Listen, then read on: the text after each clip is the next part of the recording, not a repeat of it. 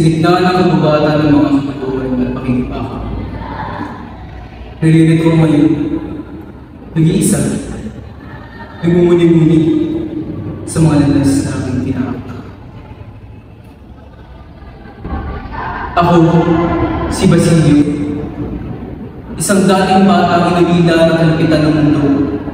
Ngayon, isang binata na nag-aaral upang maging manggagamot.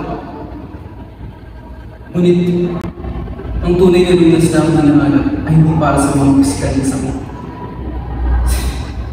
kundi sa mga sugat ng ating inampayan. Hindi ko malilimutan ang araw na yun. Ang araw na namatay ang aking ina, si Sisa, sa kanyang kabaliwan. Ang araw na yun nagmarka ng simulan ng aking pakikipaglaban sa sistema. Nakita ko ang kalupitan ng mga mananakot, ang katiwalian ng mga pinuno, at ang kawalan ng pag-asa ng mga inaapi. Ngunit sa kabila ng lahat, pinili ko mag-aral, pinili kong maging bahagi ng sistema.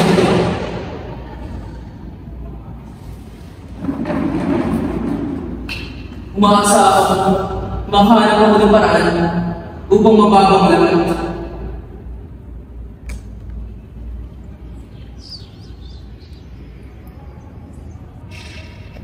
Ngunit, nalilito ako ngayon sa gitna ng mga plano at pangarap na tulad ni Simon. Simon na mayamang mga angalakan, tuloy pa lang si Jesus Kumaybara. Ang tao minsan ko nang hinangaan. Sa kanyang pagbabalik, kilala niya ang galit at pagkikiganti.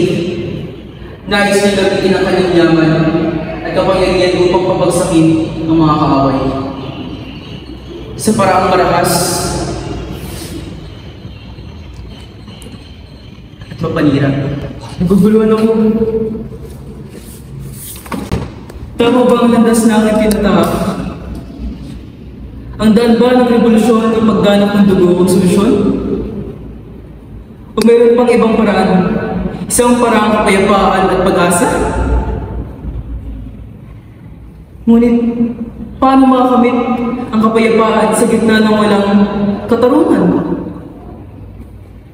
Paano maniniwala sa sistema na walang habag at walang puso? Sa aking bawat paghinga, ramdam ko ang bigat ng responsibilidad sa aking mga balikat. Ano ang aking gagawin? Sasama ba ako sa revolusyon, Simon? O pipiliin kong lumaban sa sarili kong paraan? Ang aking desisyon na magtatakda ng aking kapalaran. Mahigit pa, ang kapalaran ng buong bayan. Ako, si Basilio, isang anak ng bayan, isang biktima ng kasaysayan, ngunit isang mandirigma sa kabila ng lahat. Sa bawat tibok ng aking puso, rinig ko ang sigaw ng kalayaan, ng panawagan ng katarungan.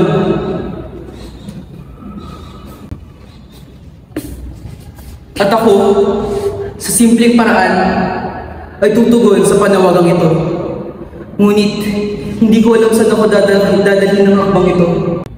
Ang alam ko, ang landas na ito ay para sa ating bayan, para sa ating mga kababayan, para sa ating mas maliwanag na bukas. Hi. Anong kamay na?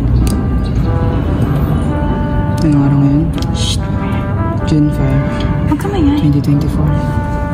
Papakasalan niya daw ako.